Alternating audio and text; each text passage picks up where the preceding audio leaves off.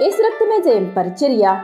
ప్రియ రక్షకుడైన యేసుక్రీస్తు నామమున ఈ ఉదయకాలము మీ అందరికీ శుభములు కలుగునుగాక. యవనుడు కన్యకను వరించి పెళ్లి చేసుకొనున్నట్లు నీ కుమారులు నిన్ను వరించి పెళ్లి చేసుకొనుదురు.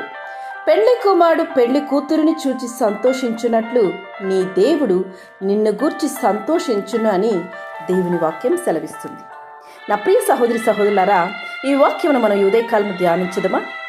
దేవుని ప్రజలు పెళ్లి కుమార్తె వలె ఆధ్యాత్మికమైన సౌందర్యము అనగా మంచి సాక్షియు విధేయత పరిశుద్ధం కలిగి ఉన్నప్పుడు దేవుడు వారిని గూర్చి సంతోషించునని ఇక్కడ ప్రవక్త తెలియచేస్తున్నాడు.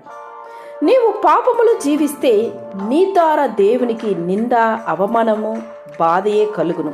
కానీ నీవు దుర్మార్గత నుండి మరలి నీ మనస్సు మార్చుకొని మారు మనసు పొంది ఆయనకు తగినట్టుగా నడుచుకొనగలిగినట్లయితే దేవుడు నీ యందు ఆనందించి సంతోషించును.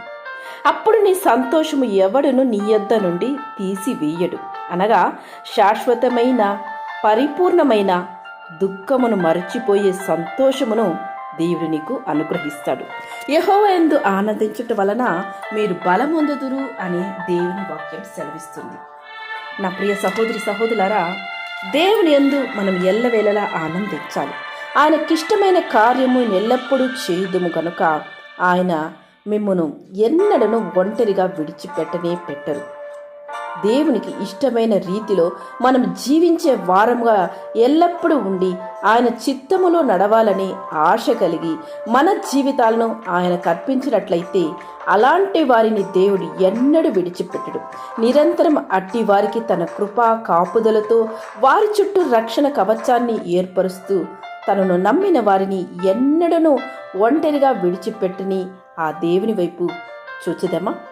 ఈ నెలంతయు దేవుని యొక్క కృపా కనికరము కాపుదల మీ అందరికీ సమృద్ధిగా కలుగునుగాక. ఆమె యేసు రక్తమే జయం పరిచర్యలో మీ సహోదరి. God bless you.